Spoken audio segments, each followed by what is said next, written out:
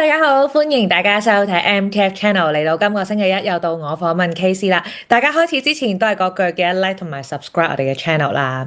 嗱，KC 咁啊，琴日係就有一個新聞咧，就騎劫咗呢個美伊戰士啦，就係咧就話白宮記者協會呢個年度晚宴咧就發生呢個槍擊案啦。咁啊，特朗普自己都出嚟話咧，覺得個目標咧都好大機會係佢自己啦。咁其實咧，佢都亦都今次即係俾人行刺咧，即係叫做暗殺咧，都唔係第一次㗎啦。因為咧，即係你知大家都記憶猶新啦，就係前年7月咧，其實佢當時爭取入主白宮嘅時候咧，喺嗰個競選集會咧，都係試過俾人槍擊，當時仲打傷咗隻右耳啦。咁佢自己都係嗯教啦，就話哇，原來做總統咁危險㗎，早知就唔算啦咁樣。咁但係咧，即係我記得當年咧，其實大家都有曾經懷疑過佢咧，成件事係咪自編自導自演嘅？因為當時即係24年嗰個7月嗰個槍擊案咧，一過咗咧，當時佢嘅民望好似大升咁樣啦。咁今次我見有啲人咧都有咁嘅陰謀論嘅，你覺得咧？KC 你自己點睇今次呢個槍擊事件啊？我覺得首先第一次就唔係啦，打得咁抿水，打中條耳仔，喂，打歪啲冇㗎，即係冇咁巧啊嘛，即係呢啲完全唔係話事先可以計算嘅嘢嚟嘅喎。咁而家呢一次亦都如果你話自編自導自演都，佢真係一槍射中嗰個企門口嗰個 secure 嘅喎。係嘛？即係會死人嘅喎。咁你話如果自編自導啲，會攞人命嚟教飛，我認為機會都唔係咁大啦。咁同埋即係特朗普，其實佢呢種做法咧，一定係有一班忠實 fans，亦都有一班係好反佢嘅。即係你睇到美國都事實上個民望都幾兩極化啦，係嘛？咁你話槍械又咁隨便可以買到嘅情況之下，咁你又有人即係借一啲機會做呢啲嘢，我覺得唔出奇咯，係嘛？除非佢有段時間佢都成日匿喺個白宮度，匿喺個空軍一號度，咁你匿埋人哋佢搞你唔到。但係一有一啲咁嘅場合，佢即係咁多人嘅時候咧，講真，你真係好難話完全守得清楚、撳得絕嘅。咁好似呢次咁樣，佢直頭衝入去嘅，咁你點難啫？係咪？你事先就逐個排隊入去，你梗係守清守楚啦。咁但係佢就係一衝入去截唔到㗎嘛。所以佢呢個亦都可能做咗個可能仿效嘅模範俾之後嗰啲即係企圖襲擊嘅人咯。即係其實如果你話立心去做嘢嘅，都唔係完全冇位去做嘅。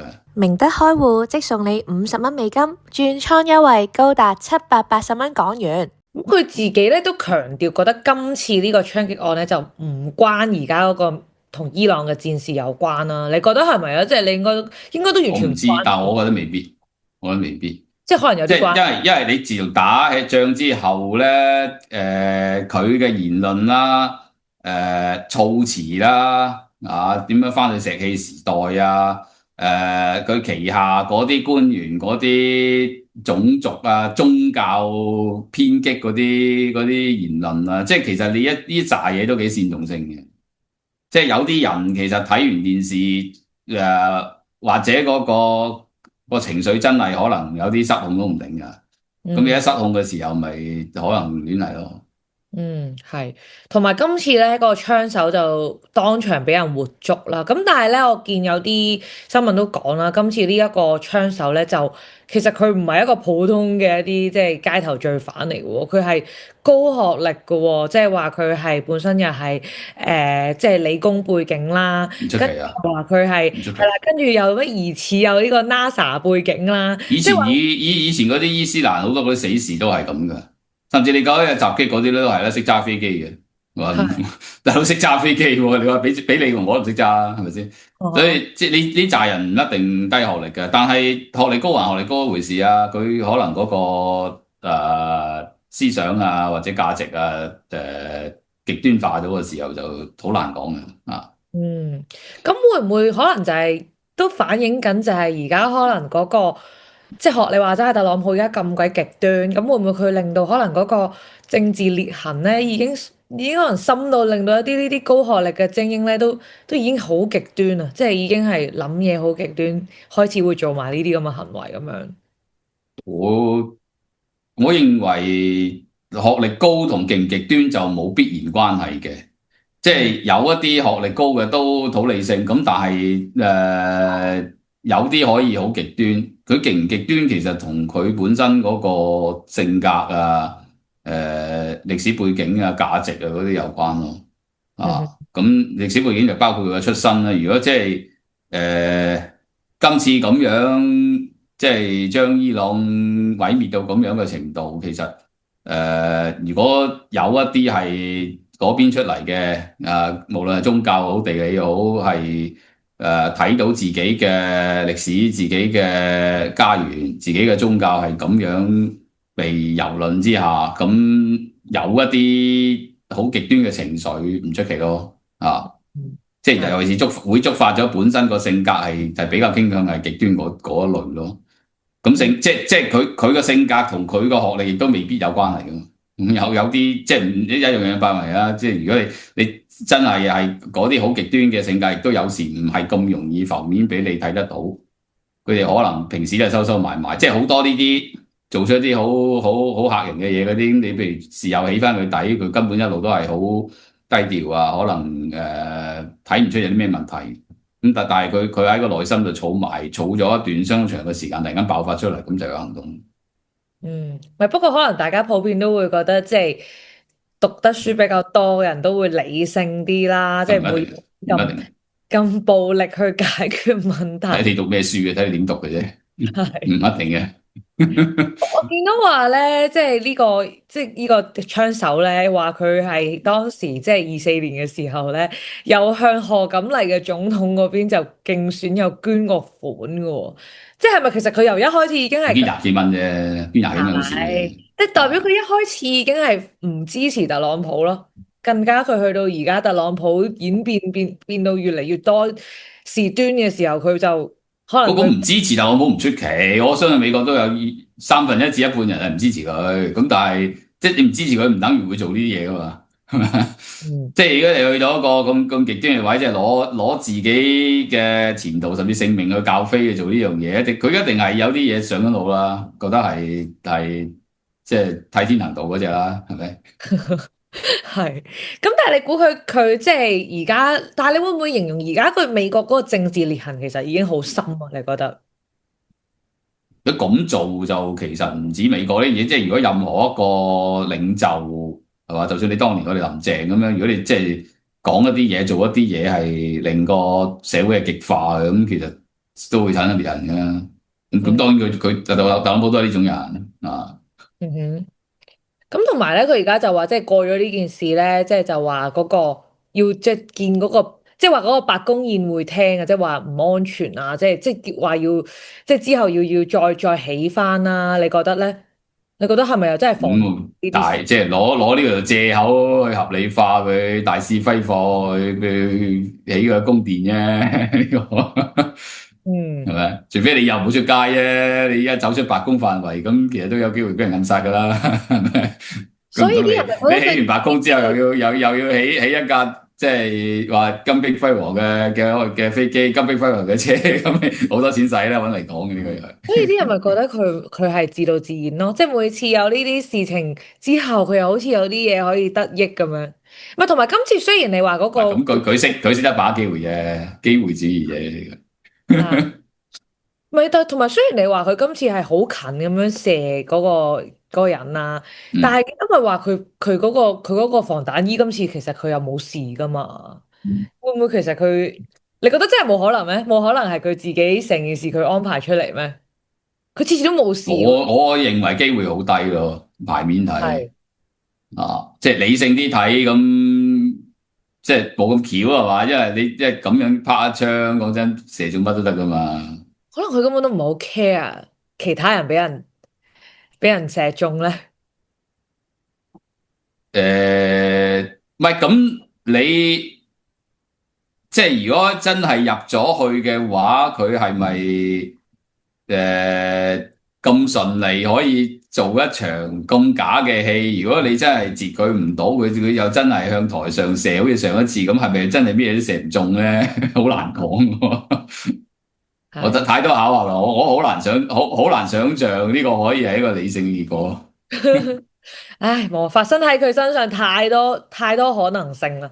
咁但係咧，即係嗱，學 K 師或者你覺得今次又唔係真係完全唔關嗰個美伊戰事事啦。咁但係其實嚟到呢一刻咧，其實都未真係叫做解決嘅。而家咧，我覺得我見有啲人形容其實而家呢兩國咧已經係一個又似係唔係戰爭緊，因為成日都喺度又講緊談判，但係又啊，唔係和平嘅尷尬僵局。咁其實，但係而家又好似比之前感覺上似多咗接近尾聲。咁你覺得而家最後會係點咧？即係嚟到呢家呢個局面啦。咁你真係打嚟打去嗰 round 就完咗咯。我一早都講噶啦呢個。咁你睇油價都睇到啦，即係行晒落去。嗯咁但係你話打咩叫打完？咁你南北韓都未打完嘅喎。你就南北韓仲在處於戰爭狀態喎。咁你點啫？即係都未話佢打仗嘅。即係而家實際上佢哋都係尋求停火。咁尋求停火嘅過程可能唔順利，大家都會喐手喐腳，呢個係佢嘅。嗯咁但係慢慢你見到啲規模越嚟越細咯，即係開始初有啲出入嗰啲郵輪係被炸，咁而家就開始少咗啦。嗯即係大家越嚟越斯文啦，咁開始翻埋張台去傾。咁你就算睇新聞講，其實伊朗都周圍你去揾人划船啦，俄羅斯啊咁樣周圍去啦。咁即係其實呢個信號好清楚啦，大家都係釋出一個想停手嘅一個信號啫。所以你話再大幅升級嘅機會，我相信就唔係咁高。嗯。咁但係咁樣，但係你啱啱用南北韓呢個例子，咁你嘅意思即係覺得係咪有機會仲要活完活了好耐咧？咁點真係冇所謂㗎。咁你譬如南北韓啦、俄烏啦，咁其實理論上佢哋都仲打緊㗎。咁但係實際上佢哋都冇晒動作嘅時候，咁咪冇問題咯。咁有啲嘢唔係話你一定要簽張白紙黑字咁，就算你簽咗都可以反口嘅啫，係嘛？你簽咗話停戰，轉頭又打過咁點啫？咁冇意思嘅其實。所以即係講就不如做啦。實際上如果大家行動上係停咗手嘅，咁你咪當佢停咗咯。嗯，就算市場都咁睇㗎啦。係，即係大家就唯有係習慣叫做佢未真係黑字白紙話完，但係已經都當係件事平息咗好多咁樣去睇呢件事。咁你睇大家嗰個動機嗰個發放嘅信號，咁個傾向係傾向坐低傾㗎嘛。即係而家又諗唔到有乜嘢無端端會升級咯。咁升唔升級其實而家個主動權都喺美國度啦，因為佢揸住嘅嘢比較多啊嘛。咁美國你知就選舉㗎啦嘛，咁佢即係就選舉嘅時候，即係呢一段時間佢打咗一輪，睇到嘅效果就係打仗啲人係唔中意嘅，打仗之後銀行會跌嘅。咁其實佢自己知㗎，咁你冇理由臨選舉佢都仲唔停嘅，再唔停嘅話，你個民望 keep 住低點算啊？係咪？咁佢會唔會索性臨選之前直頭快啲傾掂佢仲好咧？佢自己都話好快傾掂㗎。話啫嘛，但都次次咁佢自己話就即係佢都有咁嘅意欲，佢都想呢樣嘢啦。咁同埋傾唔傾掂，佢自己話嘅啫，好大程度上都係。係你肯收手，肯收兵啊，咁咪完咯。其實如果你美國肯收兵嘅話，我相信冇嘢嘅喎。即點呢啲又唔會打翻你轉頭㗎啦，睇嚟係嘛？最多個海峽通都通唔到，呢個係另一件事。嗯。咁你覺得今次槍擊案對佢呢個選舉，啲人對佢有冇改觀咧？又上次咧24年冇乜幫助咯。嗱，如果陰謀論嗰啲個陰謀論派就都認為呢單嘢假㗎啦，當然就唔會改變佢哋諗法啦。就算你唔係陰謀論，咁你要見完一次、兩次、三次，咁呢條友俾人暗殺都係例牌嘅啦。咁其實個反應唔會好大咯，即係嗰種同情感唔會好強咯。你第一次有啫，咁你三番四次咁，你又俾人好難不停咁販賣同情嘅喎，係咪啊？係咁啊！我見今次大家都冇之前咁大反應，即係冇24年嗰次咁。何況佢一入去俾人捉咗，你又冇事，又唔係打到血流披面，好似上次咁，係咪？啊哈！咁同埋而家我見個市場咧，即係根本好似完全都唔係太關個戰事事噶咯喎，即係其實都可以當佢哋已經唔關聯添噶啦。除咗個油價咯，油價唔係好跌到落嚟咯，仲係。油價就有炒賣因素啦，咁但係咪真係唔夠油呢個都一個問號咯。有好多國家其實都儲埋好多啊嘛，嗰啲嘈喧巴閉話唔夠，話咗咁耐唔夠，其實都未製油。你去到製油，大家真係撳完唔俾用先講啦，而家都未發生到呢個地步。所以我覺得就唔係真係咁大問題。同埋你啲有嘢慢慢出到，有嘢出到噶啦嘛，有隻經第二條路啊各樣咁，實際上全球嗰個經濟又唔係咁好，係咪？度度都麻麻地咁，麻麻地其實個油嘅需求根本就唔會好強。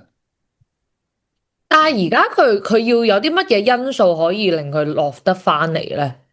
即係學你話齋，而家即係佢哋嘅戰衰退咯。嗱，你而家油唔係好貴，不過又貴過之前喎。係咯，咁你對好多企業嚟講就冇得做。嗯80蚊油就做唔到嘢，80蚊油你記得早幾年咧，80蚊個油喺80蚊樓上，80蚊樓上，好多企業根本係唔生產。你記得早幾年嗰時啲 PMI，就如 PMI 冚唪唥40幾嘅，即係你去到80蚊油根本大家係做唔到，計唔到數啊，賺唔到錢啊！你好多生產嗰啲企業根本個 margin 冇咁闊噶嘛，咁你而家突然間個油本嚟60蚊係做到嘅，突然間變咗80蚊、90蚊，咁咪做唔到咯。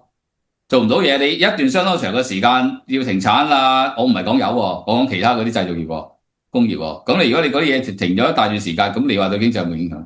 冇可能冇啫。即係你對美國睇嚟就少啲，因為美國個製造業個比例比較細。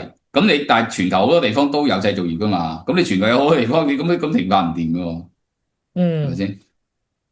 咁所以即係佢遲啲咁喂，但係如果佢咁樣一直都仲係啦，你話佢而家又未去到之前咁瘋狂咁，但係 keep 住喺呢個水邊個佢即係油價啊？未去到之前咁瘋狂，咁但係佢而家又 keep 住喺嗰啲90幾蚊咁樣，咁佢上次俄烏係最後係要一個乜嘢嘅 trigger 位先令到佢回落翻落嚟嘅？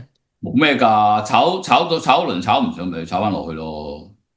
咁但係你都成日傾期貨嗰啲 market 噶啦，你傾得耐都知嘅，根本即係有嗰啲都係夾得興，都係嗰幾個禮拜。咁如果佢捱到喺高位幾個月，其實都踩唔上佢就上翻落嚟嘅。上次係咁，今次我相信都個局面都唔差好遠。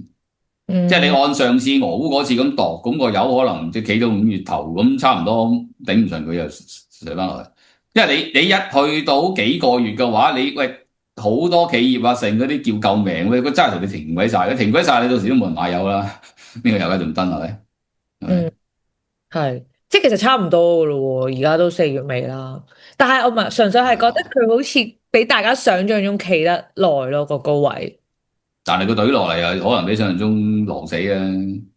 你上次隊落嚟都好係嘅，個隊好多噶。嗰啲就算疫情嗰次都係啦，夾個高位掟翻落嚟負數都得嘅。當然而家唔會估佢再跌落負數，但係你話因為由高位掟翻好幾廿蚊落嚟，咁得咯。你三位數跌翻落去90、80得，再登落去50、60。如果你衰起上嚟再低啲仲得。咁但係即係當然話啦，你而家見到個局面都仲係有股市喺個頂位度，咁即刻嚟講啲嘢就唔會去到嗰度嘅。有通常就稍為滯後嘅，咁你咪預可能即係當個股市唔得啦，經濟唔得啦，咁你之後就會見到啲油都會上翻去。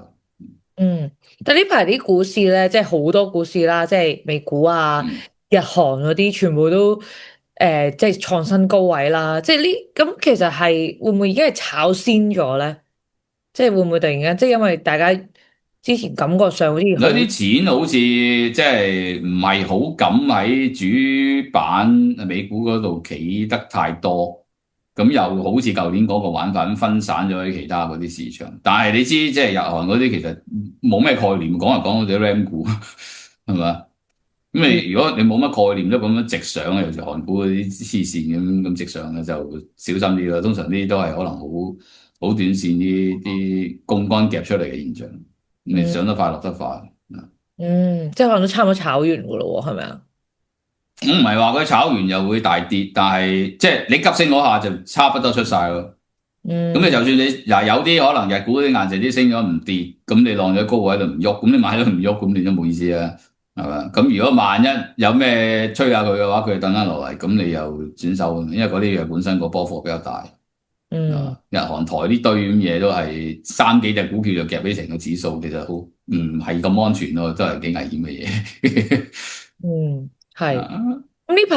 呢排即係前排大家就覺得啊跌咗咁多，可以買翻啲嘢啦。咁呢排應該又要點？即係呢排有冇啲乜嘢可以？你買就早啲買，而家嚟講，而家加就費事啦。我覺得咁但係你話揸住咗嘅，你可以坐多陣望一望睇下點先，唔對路嘅先走咯。而家個 market 都係咁噶啦，你喺個高位度咪 keep 住係咁咯。如果你真係個升勢 keep 到嘅，譬如你睇美股，美股而家即係日升日跌嘅，都唔係好肯定個升勢係咪出到啦。肯定嘅，即係破咗頂啦，咁咪追下咯，追啲咯，加啲咯。咁但係你話大手懟落去唔會咯，本身點講都唔係平啊，而家個位係咪？係。好啦，咁今日又多謝 KC，又幫我哋做咗個議題分析，都係個有咩問題歡迎下邊留言俾我哋啦。咁啊，隔個禮拜再幫大家問 KC，下次見，拜拜。